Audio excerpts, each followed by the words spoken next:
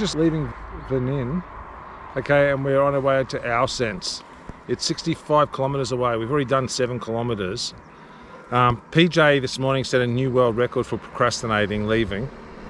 Okay, you've got to give it to her. Just when you think she can't do any more procrastinating, she pushes it forward some more. Here she is here. Hello. Yeah. So anyway, we're about to go uphill for the next probably 600 meters uphill over, I don't know, a few kilometers. So it looks like it's going to be quite strenuous. I'm not looking forward to it. I think that's one of the reasons we're procrastinating leaving this morning. We're procrastinating leaving this morning. Okay, so we probably won't make it to Ourense today because this will probably destroy us this next 5 to 6 kilometers. But we're going to give it a go. If we can get there today, we'll probably spend 2 days there. What else is on your mind, Charlie? I put in my resignation from my job yesterday. It was a big decision, and really this is what I'm doing the whole pilgrimage for, to say whether I'm ready to retire or not. So I've been working since I was 15. I've only had a few jobs. So I was in the Navy for 11 years, and then I had my own business for a couple of years, and then I worked for BP for a long time, and then I went to work for CS Energy, which is power generation, and then I went into the Middle East to work at oil refineries there.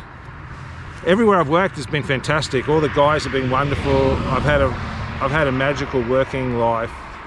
It's been really fantastic, especially this last place I'm working. The guys I work directly with are just wonderful fellows. My bosses are great. The guys I work with are great.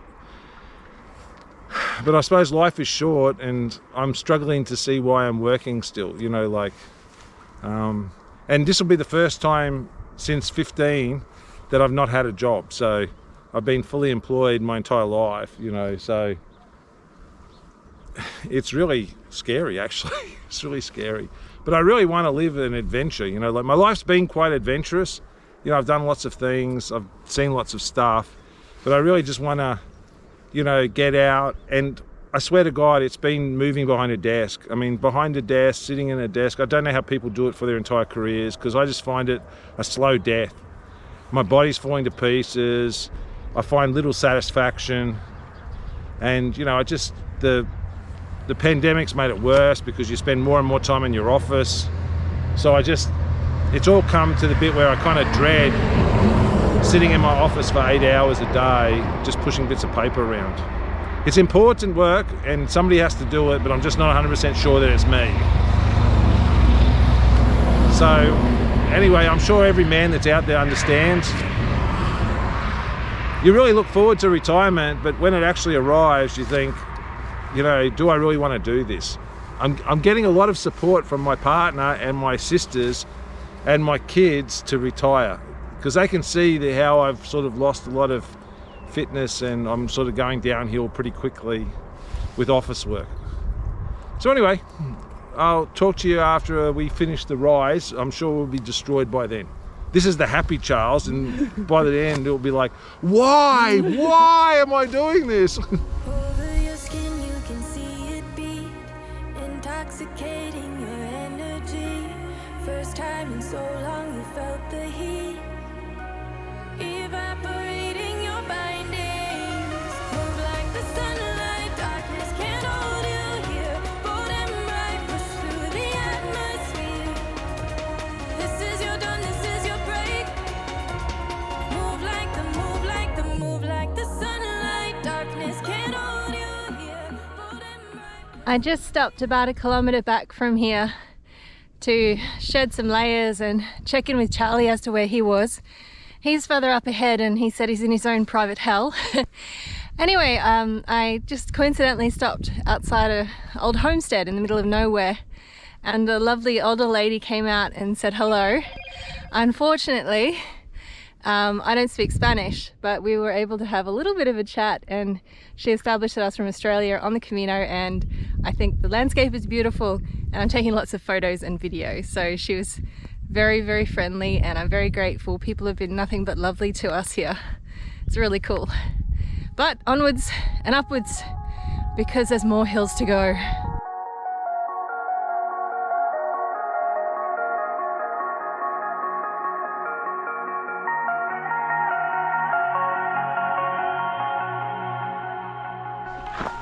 How's it going, Charlie? Well, I'm feeling pretty good. That was 7 kilometers of pretty constant, like 8 degrees uphill, at least, or 7 or 8, I don't know, but it was pretty constant. And I rode the whole way without stopping, but it was pretty slow. And when I got to the top, I was waiting for PJ for quite a while. Maybe she might want to tell you about her experiences of riding up there. I already checked in on the way up. I am absolutely stuffed. The false peaks are pretty bad. You think, yay, I'm at the top. But no, you're not at the top. Not at the top. Repeat that psychological torture 3 or 4 times. Were there 4 false peaks or 3? I can't remember. Interesting times. 7 kilometers to coffee. And it looks like it's mostly downhill. I think Charlie's in better spirits than I am.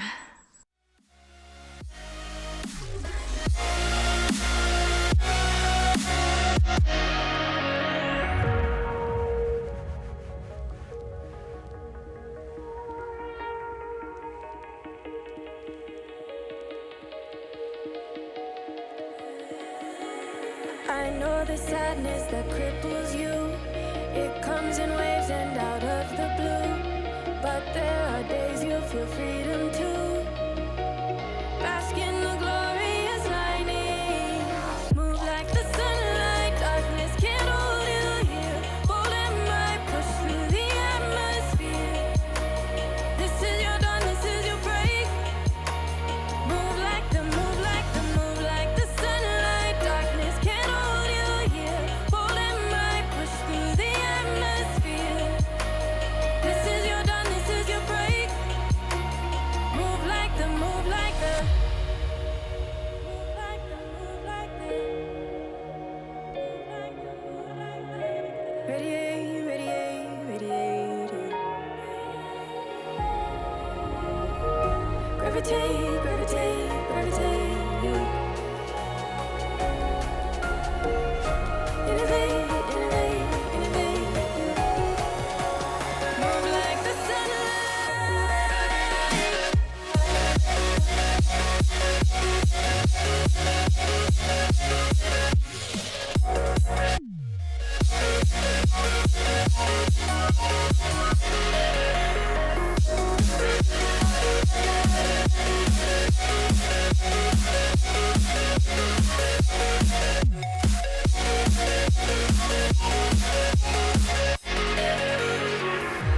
We just realised we were reviewing the footage from yesterday and realised that we didn't talk much after the legendary 7 kilometres of uphill.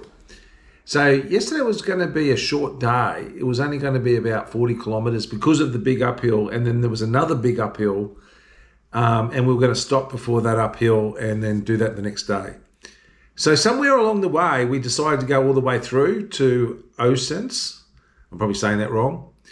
Anyway, we decided, and then on the second big uphill, PJ reneged and then started blaming me for the whole, long day, when it was her decision to go all the way through because I'd said, we can spend 2 nights in the same room. So anyway, we came in and we got in that night, but PJ was shattered, just shattered. Like she was finely spun crystal that had been dropped, by the time we got in. And then I made a mistake because I booked a place that was at the top of a great big hill, which was bad for me. For me, it was probably the worst mistake I've made when we booked there. And then when we got there, it was, difficult to get the bikes inside. But we came to a compromise with the owner, but it just added additional time on an already long day. So then our rest day, it's been totally a rest day because PJ has not been outside the unit all day. Literally, she has not left the unit all day. I went out once just to buy what PJ told me to buy and bring it back. And that was get me coffee, I need coffee. So I went out and got coffee and soy milk. So anyway, it was a difficult day yesterday. I think there was a kilometre of uphill. in two different, that was two different long rides up. And PJ was a champion finishing it off. I think we ended up doing about 78 kilometers yesterday, and all of it was difficult. Oh, there were some amazing downhills, there was like 3 amazing downhills, but each one of those you had to pay with climbing back up again.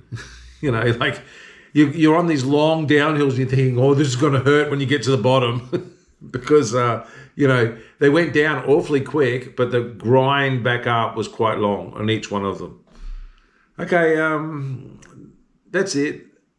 Please like and subscribe. That'd be lovely. Looking forward to tomorrow and onwards and upwards.